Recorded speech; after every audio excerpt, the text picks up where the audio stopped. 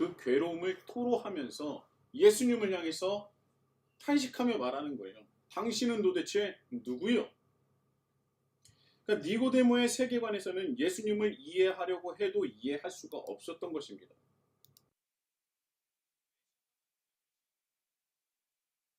니고데모의 입장에서 말이죠. 니고데모의 입장에서는 메시아가 맞는데 뭐가 아니다? 메시아가 아닌 거예요.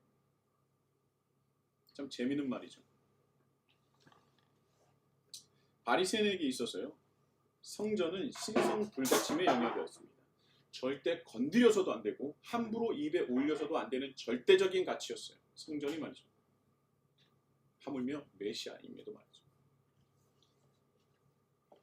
자, 이것이 바로 니고데모의 한계라고 말씀을 드렸었습니다. 다시 변질된 성전주의로 회귀했다는 거예요.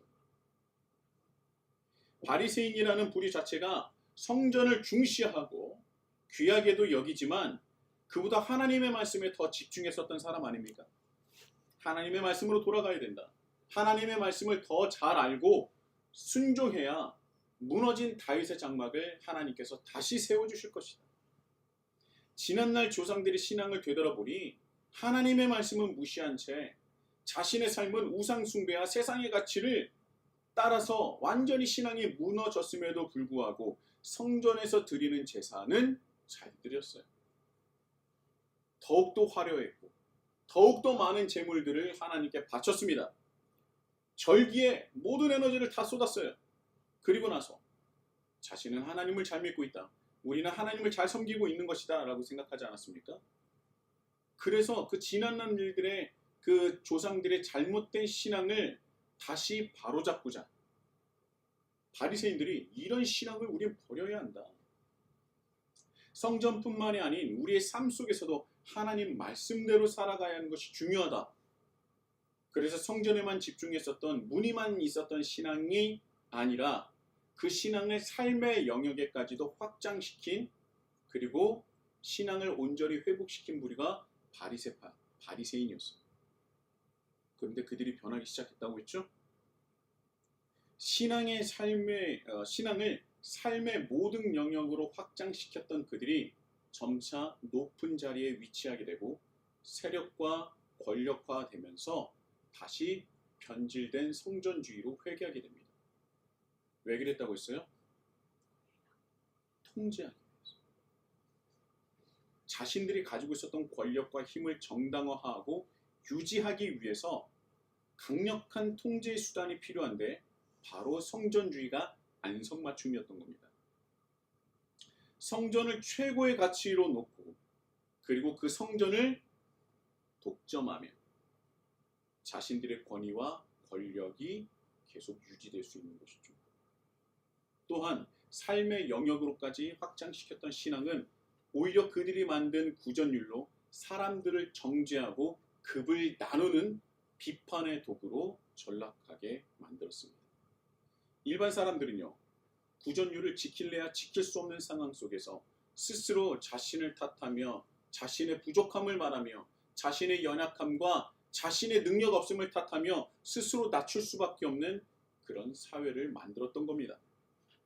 그래서 일반 유대인은 죄인이 되고 자신들은 의인이 된 것이죠. 이전에도 말씀을 드렸지만 이 당시 상위 10%가 유대 지역의 70% 이상의 재산과 땅을 독점하고 있었습니다. 대부분의 유대인들은 소작농으로서 단 하루도 쉬지 못할 만큼 일을 해야 겨우 먹고 살 수 있었고요. 빚을 안 지면 다행인 상황이었습니다. 그래서 그들은요, 안식일조차 쉴 수 없었어요. 쉴 수 없음은 물론이거니와 돈이 없어서 성전에서 제사조차 드리지 못하는 상황이었습니다. 제사를 드릴 재물이 없었기 때문이죠.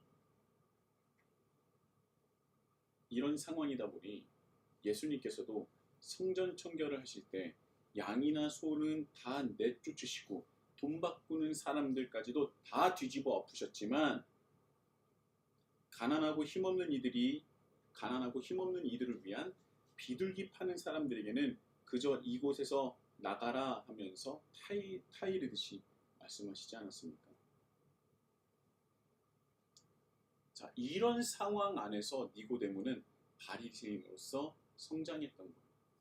그러다 보니 그들이 이 니고데모가 봤었던 이 상황들은 어쩌면 그는 당연하게 여기고 불합리하고 뭔가 어긋나고 어그러져 있다고 생각할 법도 하지만, 그러나 그는 거기서 태어나고 살아왔고 교육받았기 때문에 그 모습조차, 어그러진 모습조차 당연하게 여기고 살아갔고 성장했던 것입니다. 니고데모는 스스로 열심으로 하나님의 말씀을 연구하고 외우고 당연히 정말 최선을 다했겠지만, 다른 바리새인보다는 정말 순수한 신앙을 가지고 있었을지는 모르겠지만, 정작 자신이 가지고 있었던 한계마저도, 자신의 부족함마저도 자신이 알지 못하는, 내가 뭐가 부족하지? 내가 어떤 부분이 잘못됐지? 그것조차도 모르는 바리새인이 되었던 거예요. 이것이 바로 니고데모의 한계예요. 그가 살아왔었고 자기 인식의 세계가 아예 이전의 바리새인들이 만들어 놓은 그런 어그러진 세상이었기 때문에 그 어그러진 세상 자체가 당연하게 여기면서 살아왔다는 겁니다. 그래서 자신이 어떤 한계를 가지고 있는조차 인지하지 못하고 있는 거예요. 변질된 성전주의가 잘못됐다는 것조차 모르고 살아왔다는 것입니다. 당연하게 여겼던 거예요. 당연히 성전을 중심으로 우리가 살아야 되는 건 아닌가? 성전이 곧 하나님이고 하나님이 곧 성전이지. 성전을 훼손하고 성전을 정말 욕되게 하는, 성전을 어지럽히는 자는 다보다 하나님을 믿지 않는 자다. 성전 중심으로 살아가지 못하는 이들은 훈계를 받아야 하고 비판을 당해야 되는 것도 당연한 것이다. 이제 그런 세계관에서 살아왔다 보니 삶의 무게와 처해진 상황을 보지 못하는 겁니다. 일반 유대인들의 상황 말이죠. 근데 생각해 보십시오. 하나님이 우리에게 율법을 주신 이유가 무엇이라고 했습니까? 율법이라는 것 자체가 하나님께서 죄로 인해 끊어진 우리와의 관계를 다시 시작하기 위해서, 다시 내가 너와 함께하고 싶어하기 위해 그런 마음으로 우리에게 주신 것 아닙니까? 그러니까 율법의 본질은요, 사랑이고 화해이고 연합인 것입니다. 그런데 그 변질된 성전주의에 휩싸였었던 바리새인들은 율법의 본질인 사랑과 화해와 연합을 버려버리고 비판과 금 나누기가 당연하게 생각하고 그것이 율법이라고 생각을 했던 것이죠. 그러니까 그런 세계관을 가지고 있었던 니고데모는 아무리 순수한 신앙을 가지려고 노력하고 있더라도 왜 예수님께서 성전을 저렇게 모독하고 회방하고 그렇게 분탕질을 하셨을까? 라는 생각밖에 못 드는 거예요.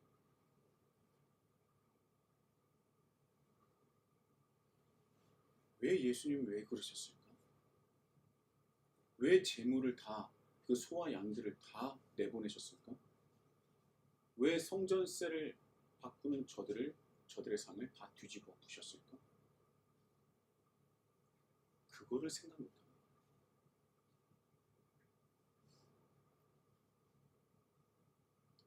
자기가 어디서부터 어그러져 있고 자기의 세계관이 어디서부터 깨어져 있는 것조차 인식하지 못하는 상황입니다. 여러분, 이제까지 놀다가 이제 마음 잡고 공부를 시작하려고 할 때 가장 어려운 게 뭔지 아세요? 이제까지 팽팽히 놀다가 나 이러다 보면 큰일 나겠다 싶어서 이제 공부를 해야겠다 해서 이제 책을 폈는데, 공부할 때 이때 가장 어려운 게 뭔지 아십니까? 가장 큰 어려움이 뭔지 아세요? 뭐가 가장 어렵냐면 내가 어디는 알고 어디는 모르는 것, 그 자체를 모른다는 것. 내가 어느 부분은 알고 어느 부분을 모른다면 아는 부분은 내비두고 모르는 부분을 열심히 하면 될 텐데, 하도 안 하다 보니까 내가 어느 부분을 알고 어느 부분을 모르는 것조차 아예 그 자체를 모르는 거예요. 그러니까 책을 보면 막막합니다. 다 모르지는 않아요. 아예 모르는 것은 아닙니다. 그런데 애매하게 알고 있어서 또 애매하게 공부를 했기 때문에 어디를 더 해야 할지, 어느 부분을 채워야 될지, 어느 부분은 그냥 지나가도 될지를 모른다는 겁니다. 자, 그럼 이럴 때 어떻게 해야 됩니까? 이런 상황에 너무나 애매하고 내가 어디를 모르고 어디를 아는지 잘 몰라요. 그렇다면 이때 어떻게 해야 합니까? 여러분들은 이 사람에게, 이런 문제에 닥친 이 사람에게 어떤 솔루션을 제시할 수 있겠습니까?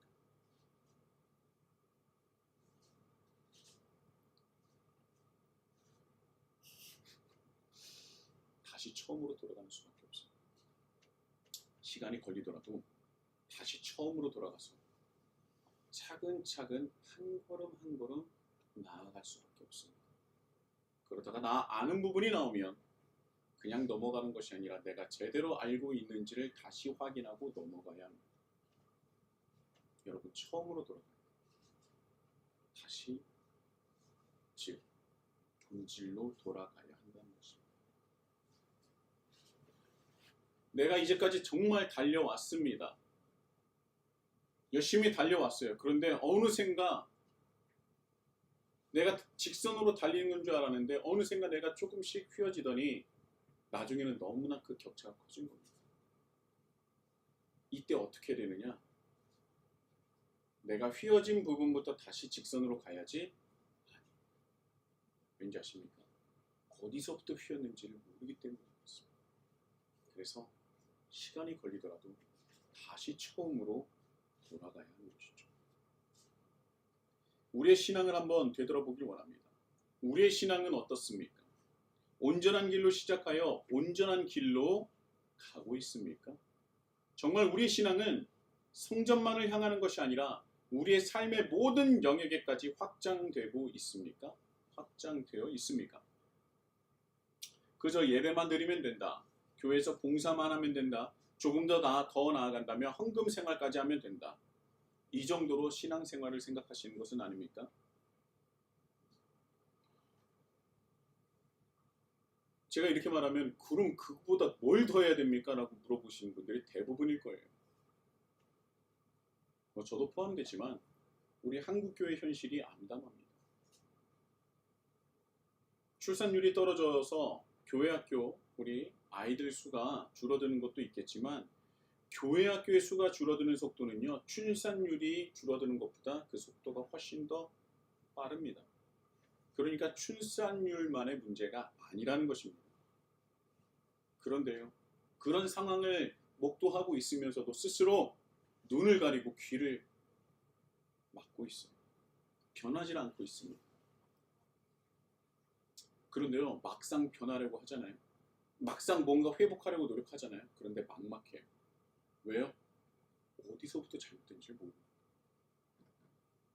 어디서부터 휘어졌는지 모르겠어요. 막막한 겁니다. 이 교회 학교뿐만이 아니죠. 여러분, 교회 안에서 서로 싸우고 찢어지고 비판하는 것은 이제 너무나 당연한 일이 되었습니다. 성도들 사이에서 예수님의 사랑을 발견하는 것은 좀처럼 쉬운 일이 아닙니다. 335 모이기만 하면 목사님에 대한 욕과 다른 성도의 욕으로 서로 희희낙낙거리는 것 당연한 거 아닙니까?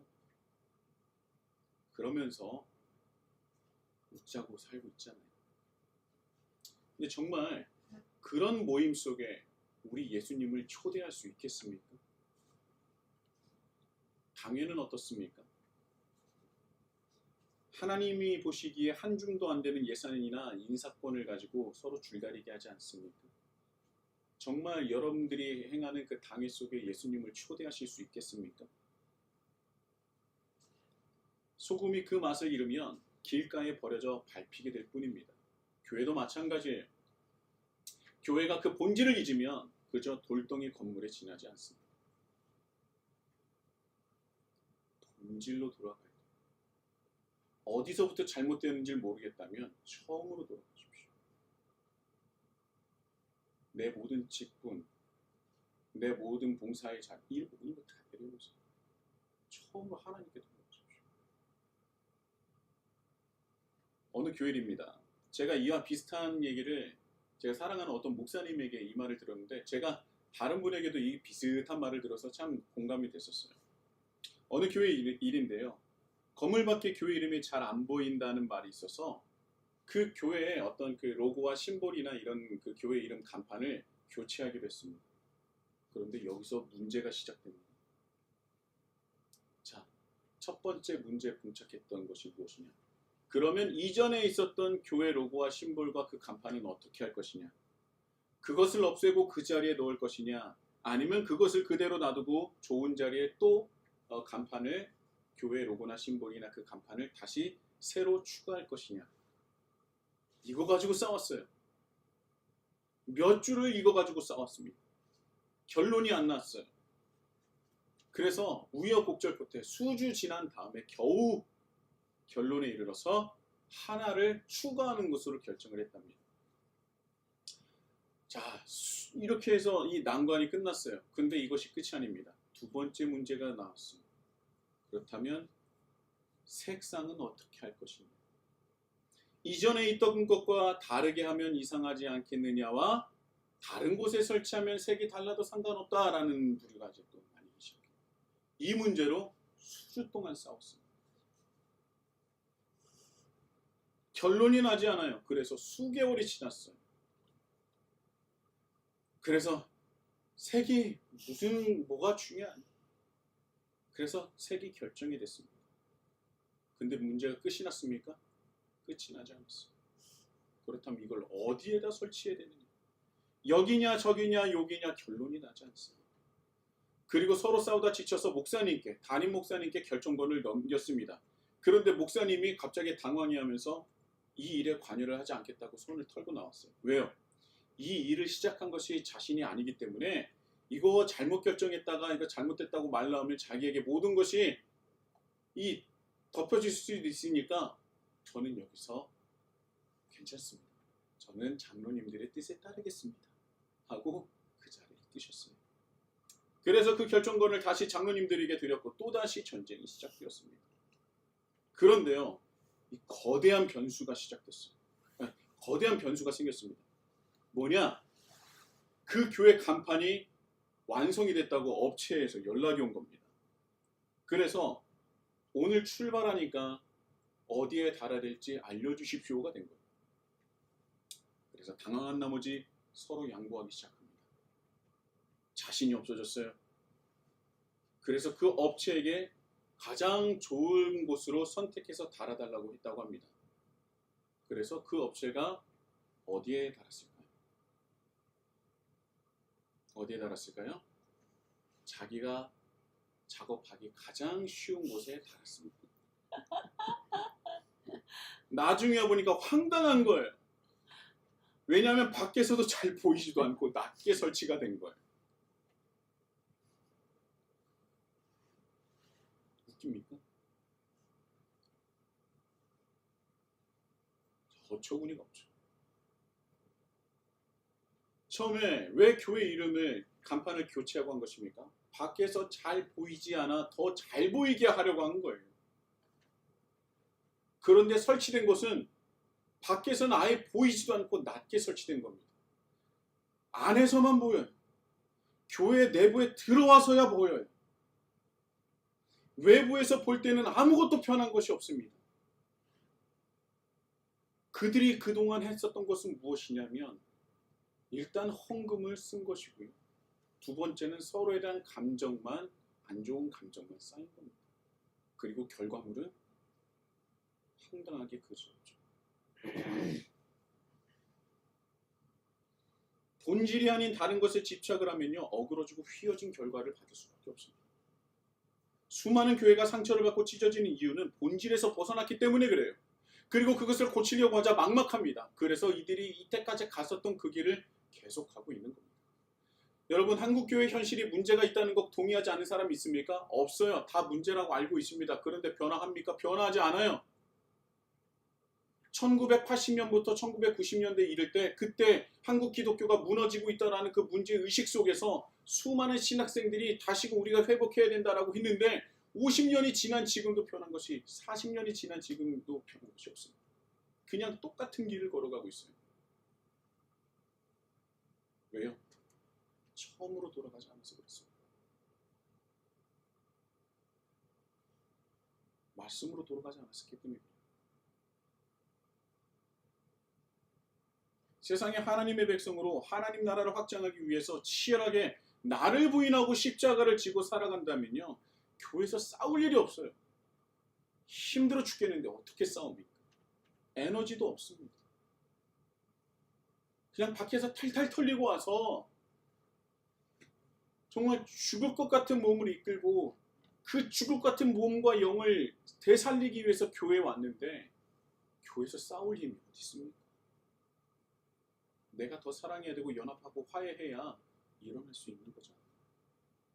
그런데 그렇게 살지 않기 때문에 힘이 남고 에너지가 남아 돌아서 우리가 향해야 할 관심이 그 관심과 우리 서로를 내 안에 있는 사람들을 쳐다보기 시작했기 때문에 그렇습니다. 그래서 싸우고 지지고 볶고 별일 아닌 거 가지고 수주, 수개월, 수년을 흘러가는 거예요. 어디에 달든 색이 어떻든 무슨 상관입니까? 뭐 잘하면 좋겠죠. 근데 여러분, 교회 간판 없는 교회도 성장합니다. 왜요? 본질이 있으면 성장합니다. 여러분, 바리새인들도 마찬가지였습니다. 그들이 세상으로 향했던 눈을 다시 성전으로 돌리고 권력화하며 통제하기 시작하자 그들이 변질되고 다시 타락했던 거예요. 그리고 그 안에 살아왔었던 후대의 바리새인들은 그것이 믿음이고 신앙인 양 당연하게 받아들이고 성장했다는 것입니다. 그래서 예수님이 면전 앞에 있는데도 불구하고 의문을 가진 겁니다. 도대체 이해가 안 가는 거예요. 여러분, 이 세상에 지금 우리 옆에 예수님이 다시 재림하시면 예수님이신 것을 우리가 알아차릴 수 있겠습니까?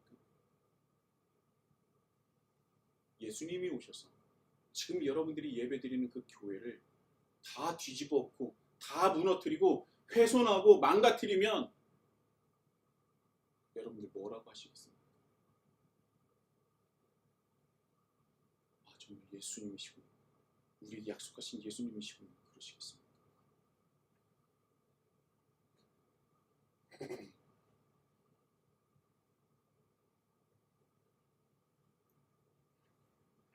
우리는 지금 어디서 잘못되고 어그러져 있는 줄조차 알지도 못한 채 그렇게 성장하고 있습니다.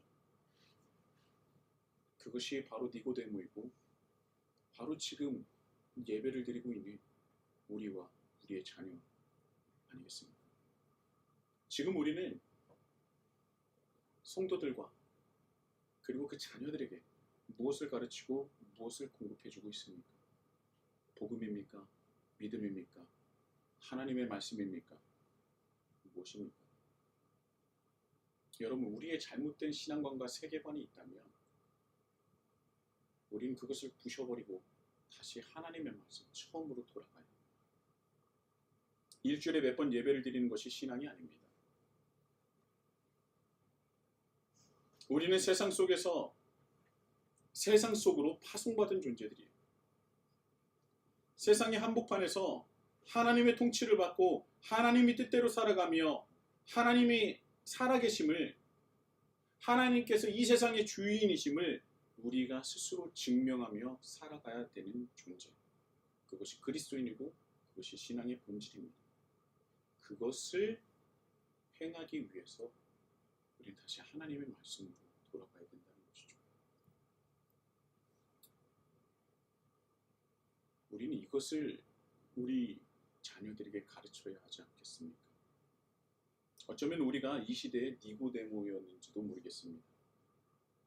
어디서부터 잘못되고 내가 잘못된 신앙을 가지고 있는지조차도 모르는 세대. 그렇다면 우리는 이 시대에서 그것을 종지부를 찍고 다시 하나님의 말씀으로 돌아가서 본질을 회복해야 할 것입니다. 그래야지만이 우리 다음 세대, 그 다음 세대에서는 니고데모의 모습이 아닌 온전한 바리새인의 모습으로 성장할 수 있지 않겠습니까? 여러분, 하나님의 말씀으로 돌아가십시오. 본질을 회복하십시오. 하나님의 말씀으로 돌아가야 본질이 회복됩니다.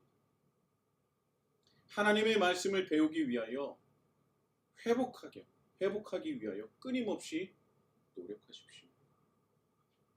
그렇게 노력을 할 때 하나님은 분명히 우리의 기도와 노력에 응답하시어 하나님의 크신 뜻과 하나님의 놀라우신 계획을 밝히 알려주시고 깨닫게 해주실 것입니다.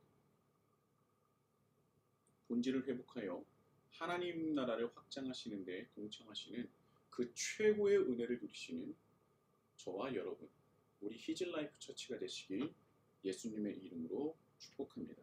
아멘. 우리 다 같이